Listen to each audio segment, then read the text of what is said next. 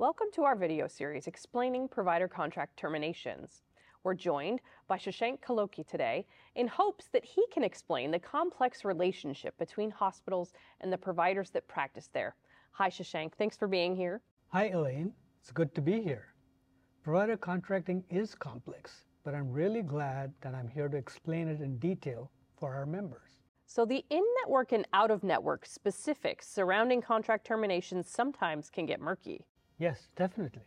I'm thinking of when a hospital can be in-network, but a provider who works there is out-of-network. How can this be? Good question. For an in-network hospital, all of their costs are covered at in-network levels, but many of the providers who practice at that location may be employed by an organization that is out-of-network. Before seeking non-emergency care at a hospital, it's always a good idea to inquire which services will be billed at the in-network level and which will be billed as out-of-network. What are these hospital costs that you reference? How are they different from other service costs? Hospital costs include room and board, security, janitorial, and food services. They also include medical services such as nursing, imaging, labs, and medicine, in addition to any administrative needs. But people go to the hospital for advanced medical care, and members will likely be seeing providers who work for the provider organization that is out of network.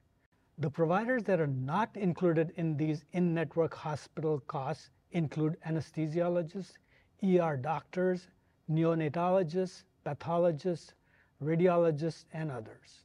So why does this happen? They're different businesses. It's standard practice for hospitals to contract with provider groups for professional services such as doctors.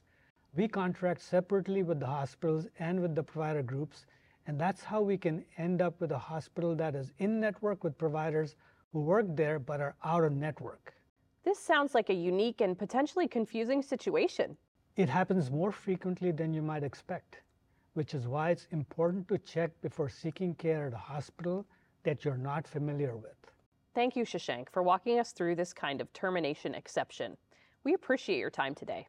If you have any further questions or need for clarification regarding provider relationships like these, please call the number on the back of your member ID card.